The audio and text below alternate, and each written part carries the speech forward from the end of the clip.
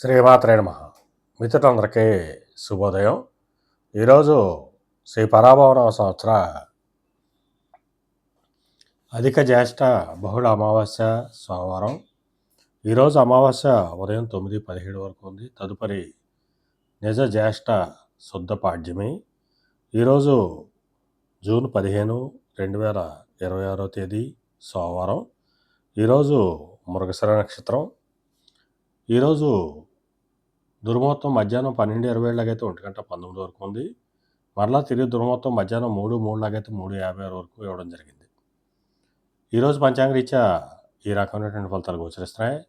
అలాగే ఈరోజు నక్షత్రం అయినటువంటి మృగశిర నక్షత్రం ఎవరికి తారాబలం కుదురుతుందో మనం పరిశీలించినట్లయితే భరణి, రోహిణి, ఆరుద్ర, పునరసు, ఆశ్లేష, పొబ్బ, ఉత్తర,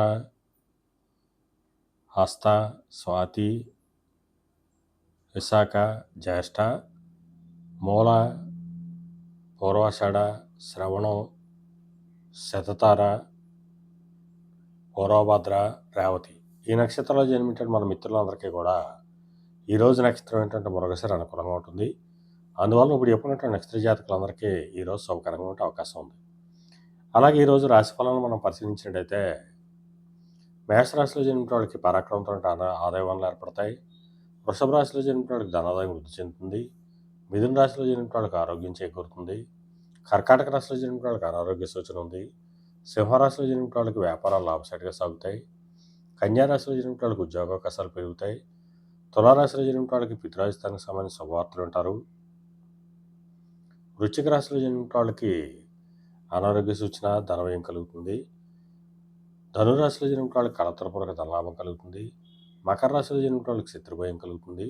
కుంభరాశిలో జన్మించిన వాళ్ళకి సంతానానికి సంబంధించిన శుభవార్తలు ఉంటారు. మేన రాశిలో జన్మించిన వాళ్ళకి ఆకస్మిక ప్రయాణాలు చేయాల్సిన అవసరం ఉంటుంది. ఈరోజు ద్వాదశ రాశి యొక్క ఫలితాలు ఈ రకంగా తెలియడం జరిగింది. అలాగే ఈరోజు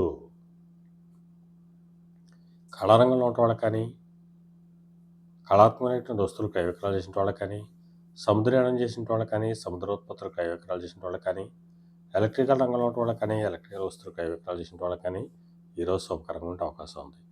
అలాగే ఈరోజు సోమవారం. అందువలన ఆ చంద్రశేఖరుని, పరమేశ్వరుని ఆవు పాలతో అభిషేకించినట్టయితే సర్వశుభాలు కలుగుతాయని చెప్పి శాస్త్రీయ తెలియజేయడం జరుగుతుంది. అలాగే మరలా రేపు శుభోదయం కార్యక్రమంలో మరిన్ని విషయాలు తెలుసుకుందాం. అంతవరకు మన మిత్రులందరికీ మరొకసారి శుభోదయం. ఇట్లు మీ పెదబాబు సిద్ధాంతి, గొల్లల మామిడాడ.